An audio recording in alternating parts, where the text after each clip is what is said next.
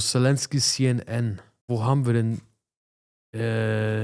Kann mir jemand helfen? Ich bin hier zum Beispiel. Ich sehe nur Tagesschau, Magesschau und so ein Scheiß. Ist es das? Ne, das ist vor 3. Oh mein Gott!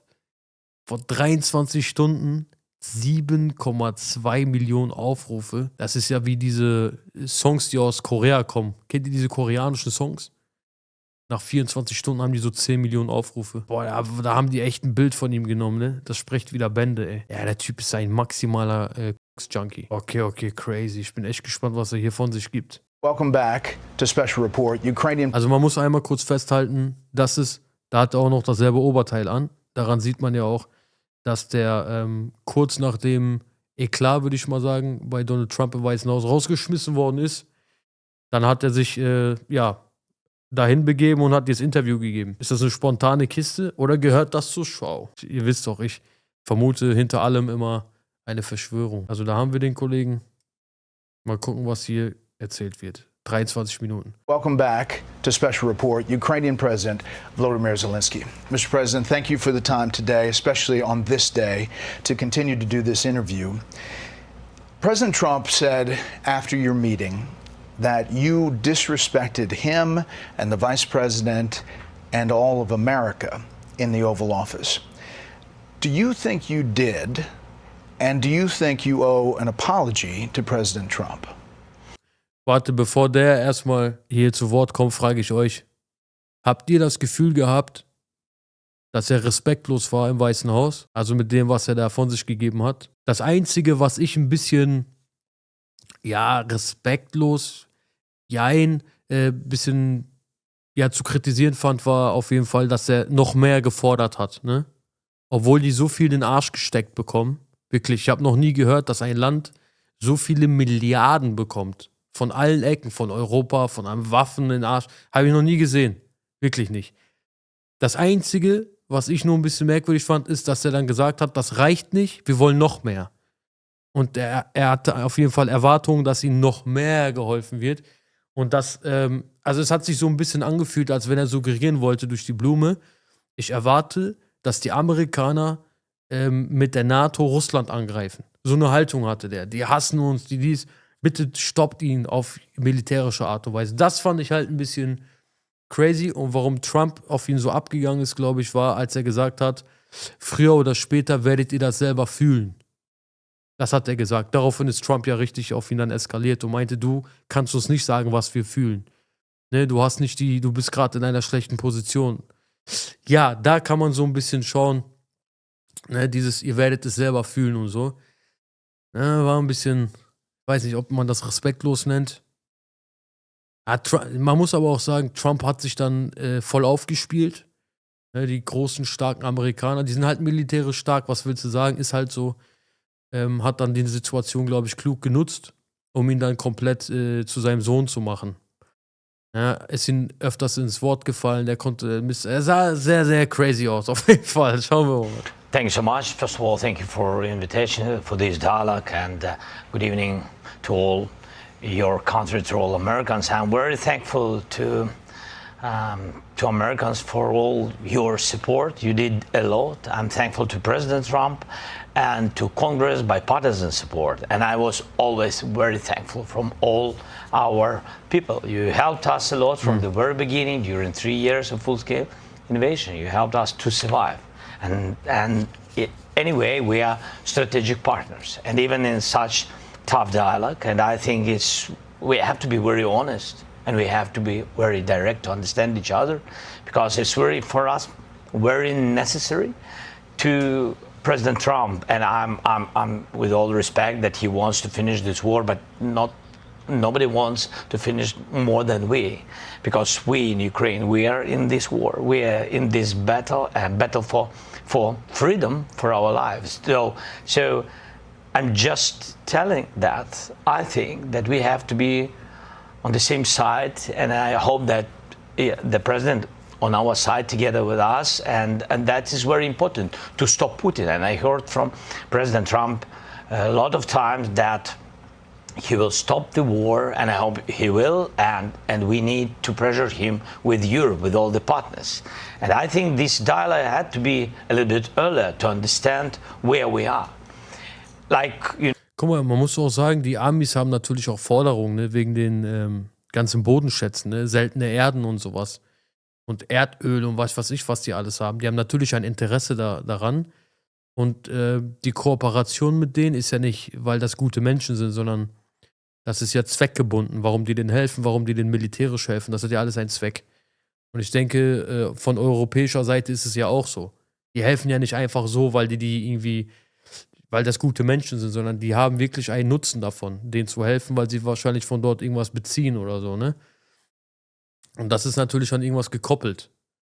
Und vielleicht geht das über das hinaus, was er sich davon versprochen hat. Ne? Deswegen sind die sich da vielleicht nicht einig geworden. Ich weiß es nicht. You know, klingt so ein bisschen. I don't remember exactly, but like President Reagan said that peace is not just an absent the war.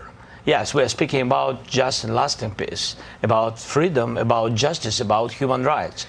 And that's why I said that I think so, that ceasefire, and you know Putin, he broken 25 times ceasefire during all these years, 10 years. So I'm not hearing from you, Mr. President, a thought that you owe the president an apology. No, I respect President and I respect American people. And if, I don't know, if... Focus. I think that we have to be very open and very honest. And I'm not sure that we did something bad.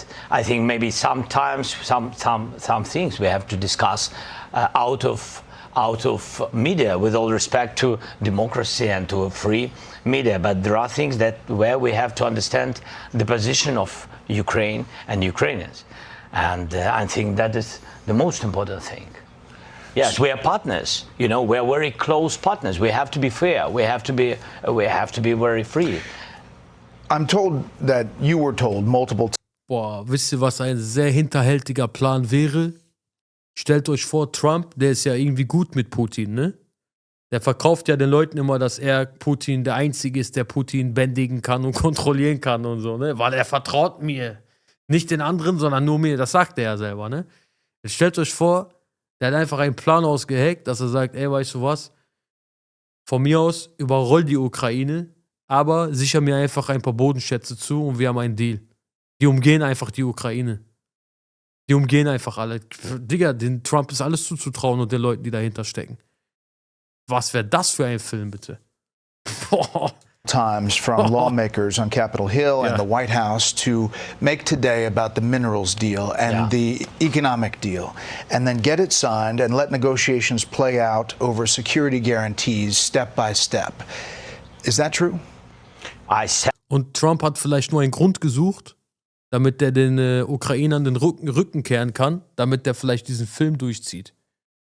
Alter, das ist eine wilde Behauptung, ne? Eine wilde These, würde ich mal sagen. That we have to sign this document and we are ready for this, and this will be the first step to security guarantees, but it's not enough. I think so. Maybe I don't know something. I don't know some details. That's why I wanted to share it with the president, my thoughts, and to hear him. Again, because he has a plan how to stop Putin. And maybe, as I said, maybe it's out of big conversations, but we have to share it. You know, this is so sensitive. You know, just a ceasefire without security guarantees, this is so sensitive for our people. I'm speaking like a president of a people who are in this struggle 3 years, and they just want to hear that America on our side and that America will stay with us, not with Russians, with us. That's it. But I'm sure that it will be. This is the first step. Ich frage mich, was wäre passiert, wenn nicht Trump Präsident geworden wäre, sondern der andere, der kandidiert hat. Was wäre dann passiert, Leute? Wie hätte sich das dann jetzt verhalten? Was wäre dann jetzt los? Also ich meine, wenn die was zu entscheiden haben, wirklich, was wäre dann anders gewesen? Ja, Kamala Harris, die pädagogische Nanny. Die ist doch nicht gemacht für so eine Position, Alter.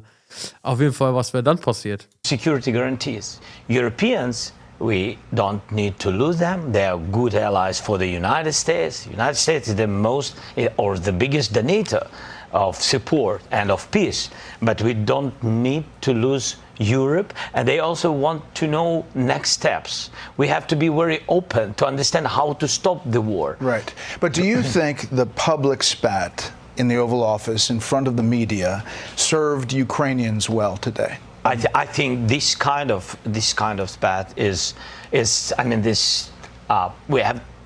I mean, this is not good for both sides anyway, and I'm very open, but I can't, change our Ukrainian attitude to Russia, and I don't want they kill us for us.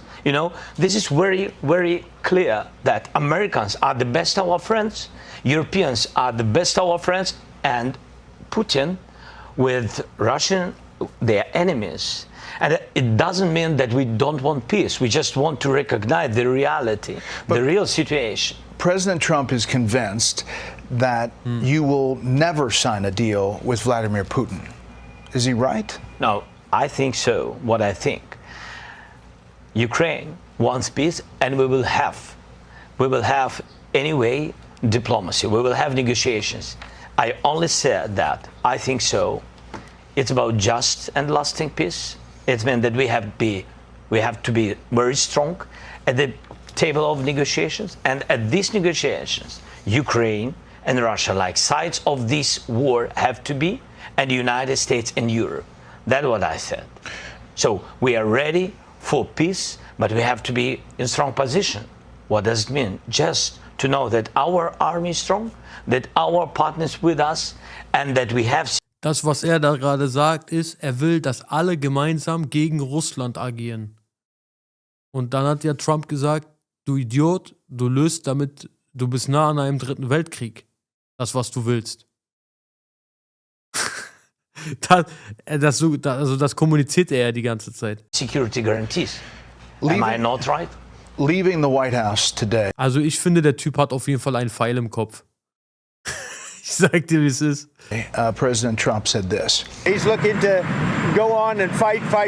He wants to come back right now, but I can't do that. What do you make of that? Do you want to continue? Was hat er gesagt? Today, President Trump said this. He's looking to go on and fight. He wants to come back right now, but I can't do that. What do you make of that? Do you want to continue fighting? Do you want peace? And if he had the opportunity to go back to the White House. Weil man könnte das ja auch ganz anders kommunizieren, ne? Wenn es ihm wirklich darum geht, eine Einigung zu finden, hätte er sagen können, lass uns doch mal darüber reden, wie ein Kompromiss aussehen könnte. Was wäre denn der Kompromiss? Anstatt die ganze Zeit zu sagen, ich will, dass ihr alle an meiner Seite gegen Russland seid. Ja, es geht doch um eine Einigung. Und wenn man sich einigen möchte, dann kannst du ja nicht sagen, ich will aber, dass ihr auf meiner Seite seid. Das passt irgendwie nicht, ne? Gemeinsam gegen Putin, stoppt ihn und so. Bro, hier geht es darum, dass man sich einigt. Was ist die Einigung? Was ist der Kompromiss? Das hätte man kommunizieren müssen, finde ich. Auch in seiner Situation gerade, ne? Hätte ich so gesagt. Aber dabei zu bleiben, dass man gemeinsam alle gegen Putin kämpfen soll, ist ein bisschen, ja, ein bisschen so, weiß nicht, so ein bisschen geisteskrank schon fast. Right now, would you do it? No. First of all, we want peace. That's why I'm in the United States. That's why I visited President Trump. And thanks for the invitation again. The deal on minerals is the first step to security guarantees. It's meant for the peace, closer to peace. That's why I'm here. And we have tough situation. To understand it is to be in Ukraine. You saw it, Brad. You was once. Thank you again. So I think that's very important to understand what's going on. But I respect my soldiers and our people, our civilians who work and support our warriors. I can't say just stop. Nobody will stop because everybody afraid that Putin will come back tomorrow. We want just and lasting peace. It's true. We want security guarantees. We raise this topic about NATO the quickest way, but not all the countries are on this side. I said, okay, if not NATO, nobody is pushing. If not NATO, let's build NATO in Ukraine. That's my position. Europeans are ready to have contingents on our territory, boots on the ground. United States thinks maybe to help, maybe USA backstop, have to be just to guarantee that they are with the Europeans. Look at Europe, it's strong, it became stronger, but they also want to have allies like the United States. That's what I said. I just want to understand what the peace. It's not my question, Brad. This is the question from all our people. You mentioned when I traveled to the front lines with you last year to see the situation, to mark the anniversary of the war, and this is what you told me back then. Will Ukrainians survive without Congress support? Of course, but not all of us. It will be tragedy for all of us, not only for Ukraine, not only for Ukrainians, for all Europe. Yeah. So the question today is, can Ukraine win this war or hold off Russia without continued U.S. support? It will be difficult for us. That's why I'm here. That's why we speak about the future negotiations. It will be difficult without your support, but we can't lose our values, our people. We can't lose our freedom. So a lot of people, Russians came to our territory, you know it. Russians came to our houses, and everybody saw it, video, images, a lot of things. They killed so many people. Just to forget it, just to say that Putin is a great guy? No, without us. We don't want it. That's why we speak about, you know, everybody remembered how it was the first days of the war, how they came. Nobody wants in Ukraine, yes, of course, nobody will forget it, but nobody wants to have, again, new wave of occupation. That's why when we say, no NATO, what security guarantees can we have? I'm not pushing, we are not pressuring, we're just asking, we're just sharing very clear messages to our friends, to Americans. Right. If you stay with us, thank you so much, but let's do the infrastructure of security guarantees. Let's just share with our people, just with our people, that America, stay with us. That's great. We count on it. But just to share it and to say it, that's all. How does the war end? How do you get to a deal? You're at a place right now where there is no deal. How do you get it back on track? I think that Europe is ready for contingents and to help us with financing of big army, such big as we have now. This is our army, is the part of security guarantees. Now we want to find the place for our big. Was sagt der da? Habe ich gerade richtig gehört? Europa ist bereit für den Notfall? Und die Welt. Was? Es geht ab? Biggest strategic partner for the United States, or United States will propose where and how United States will give us security guarantees, what kind of and what part of volume of security guarantees. And when we will be ready with this, we will come to diplomacy. To diplomacy, yes, with Russians, Europeans, United States, and we. Four of us, I think this is real way, because with weapon, it's too long, it's not enough. We don't have enough weapon to push them out, and we don't see now, for now, we don't see really big volume of new support from the United States, but with all respect again. So for today, we'll be ready with security guarantee.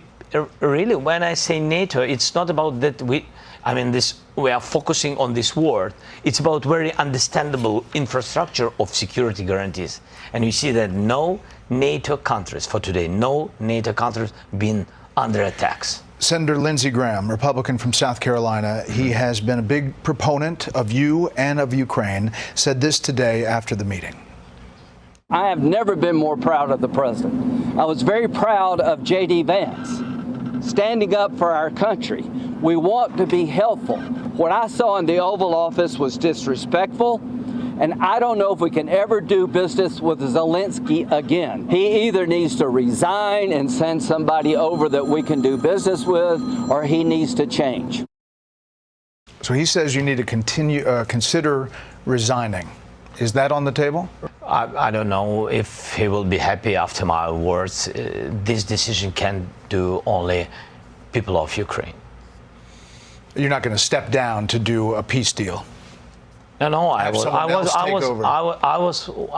always ready. I'm not sure that is a good idea for I mean this such proposals, but anyway, I always said if United States will support NATO, so I think that it's enough for Ukraine. So I think I did all I had to do, and if somebody is not I mean this happy with me, okay, but between us, yes, Americans vote for American president. Each European country vote for their president, and only Ukrainian. With all respect to Lindsay, if I can say Lindsay, we know each other, yes, and only Ukrainians. Democrats have had their president. Democrats have had the opposite reaction to the Oval Office meeting. Democratic Senator Chris Murphy from Connecticut posted this: "What just happened in the Oval Office was a planned ambush designed to help a brutal Russian dictator and hurt America's security. Trump has become Putin's lapdog, and America's global power is hemorrhaging as America sides with dictators over democracy. What an embarrassment." Do you think the confrontation in the Oval Office today was pre-planned, like Senator Murphy suggests? I don't know. You don't know?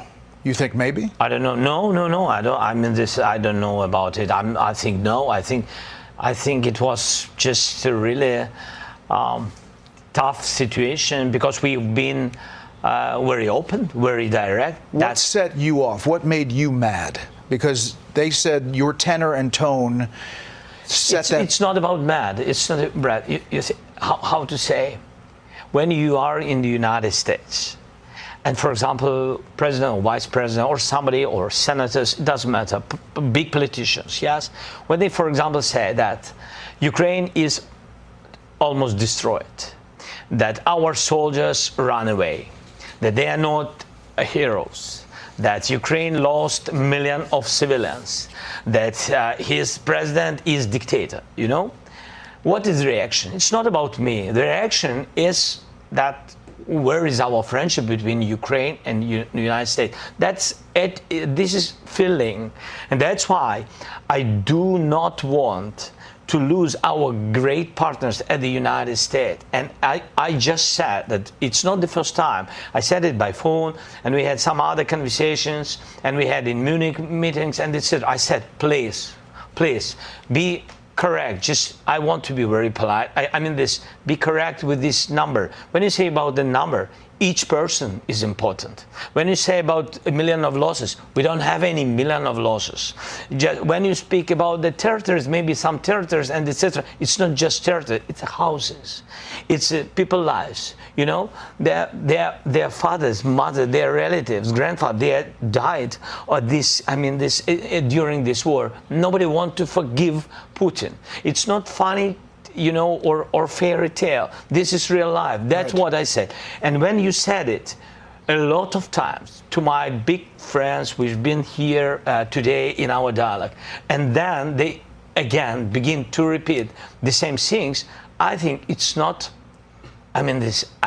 That's why I said it's not good way between partners, good partners and friends. That's it.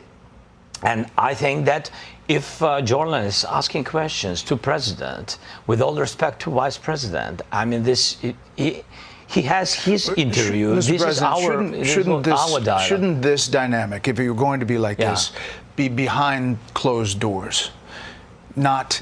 Of course. And so, do you regret that? Are you regretting that happened today? Regretting?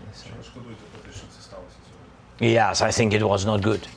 I think it was not good because we had a lot of different dialogues. I'm always open to media, but there are very sensitive things. I just want to be honest, and I just want our partners to understand the situation correctly, and I want to understand everything correctly. That's about us. Not to lose our friendship. A couple more things. What are the next steps in your mind? Here we are today. Yeah. What are the next steps? I think so. United States wanted this deal very much, and we've been not against this deal, but we wanted to understand what parts in security guarantees will take this deal and what next steps.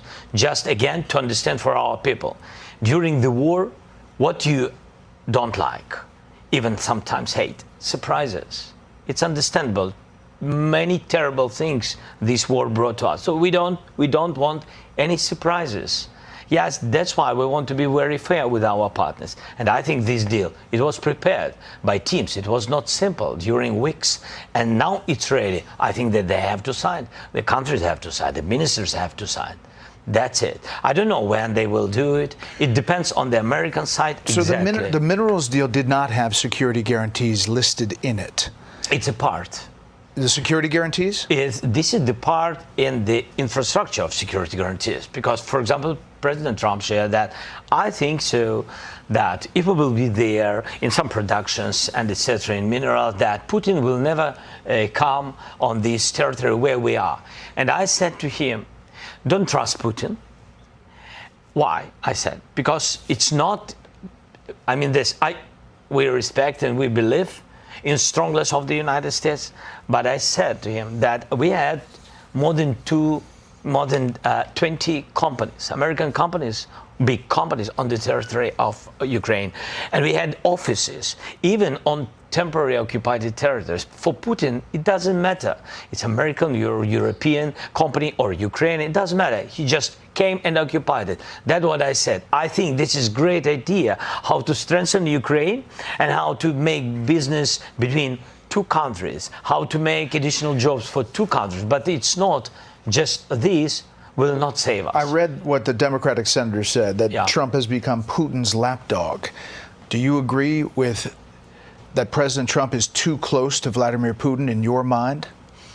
We spoke about it, and I think today very openly President Trump, he said that I want to be in the middle, otherwise I will not put these guys at the table. And is he right? I want really, I want to be very honest, I want really him to be more at our side. I will explain why. Because it's not just that the war began somewhere between our countries. The war began when Russia brought this war to our country, and they're not right. And they are not right. They didn't respect our territorial integrity. They brought the war on our territory to our families. Sorry for repeating, to our houses. And they're not right.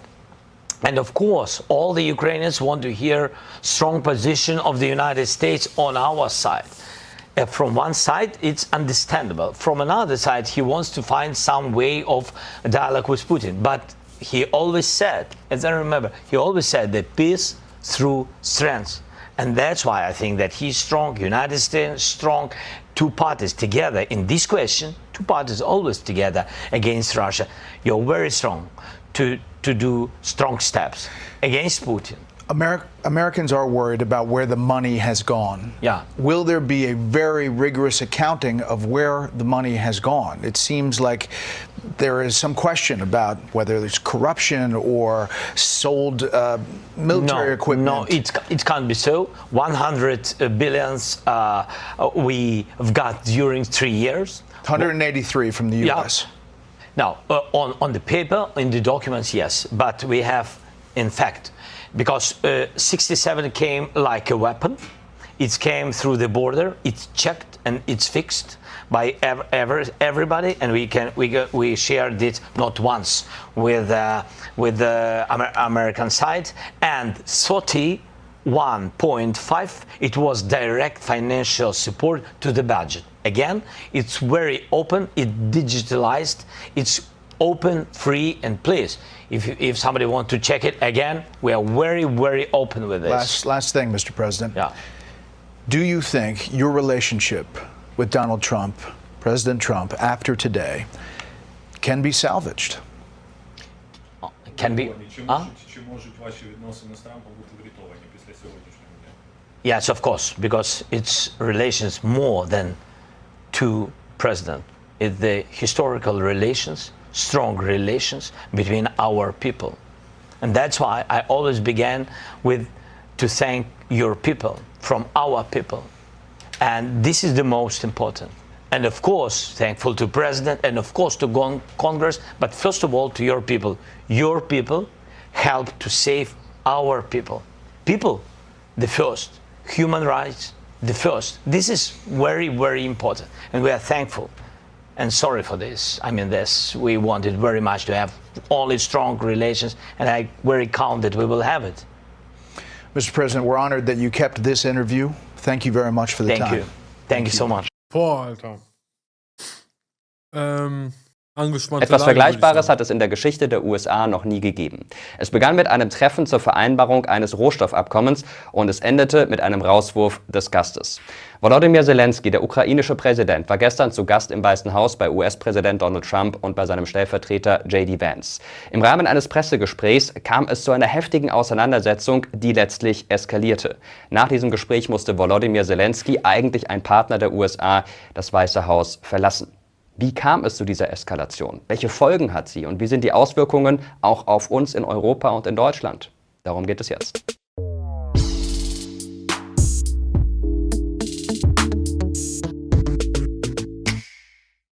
Wie immer an dieser Stelle ein Hinweis. Das, was gestern passiert ist, ist längst noch nicht abgeschlossen. Es ist eine dynamische Entwicklung, deshalb habe ich euch unten in den Kommentaren und in der Infobox einen Live-Blog verlinkt. Da werdet ihr auf dem Laufenden gehalten. Ich nehme dieses Video hier am Samstag. So, Leute, weil das wurde gerade automatisch vorgeschlagen. Ey, in 11 Tagen, genau in 11 Tagen, gibt es die neue Folge von mir und den Deutschen. Von Cheyenne und Nizar. Kia und Salim, Endstufe im Talk. Ja, ich habe ihn schon mal angeschrieben. Er hat auch Bock, der Salim. Er hat richtig Bock, aber er sagte, er würde das gerne bei den Deutschen im Podcast machen. Dass man da zusammenkommt. Ich lade ihn auch gerne hier zu mir ein. Davor war alles immer über Discord. Aber jetzt kann ich auch endlich Leute hierhin einladen. Denn ich habe hier ein neues Setup und ich habe hier mehr Platz. Plus, ich habe auch ein zweites Mikrofon. Also, meine Gäste werden hier verwöhnt. Hier ist auch endlich eine Küche. Hier gibt es auch vernünftig alles. Hier gibt es alles, was das Herz begehrt. Hier sind meine Gäste König. Ja, ich rüste auf. Ich habe es euch gesagt. Ich habe es euch immer gesagt. Wenn ich merke, dass ihr Bock habt, wenn ich merke, dass ihr so übertrieben krass supportet, das nehme ich nicht nur an mit einem Danke, sondern ich denke mir, wie kann ich das Ganze noch größer machen für die Leute? Noch besser, noch mehr. Von mir aus Zeit investieren, Geld investieren, ist mir egal. Es soll hier noch größer werden, es soll noch größer aufgezogen werden. Und ich möchte euch einfach das Maximum bieten, was ich nur rausholen kann, ja. Und das mache ich sehr gerne. Und wie gesagt, alleine, wenn ich sehe, dass ihr so hart supportet, so viel Bock habt, dann gebe ich hier auch so Gas. Ne? Denkt nicht, dass es nicht anders wäre.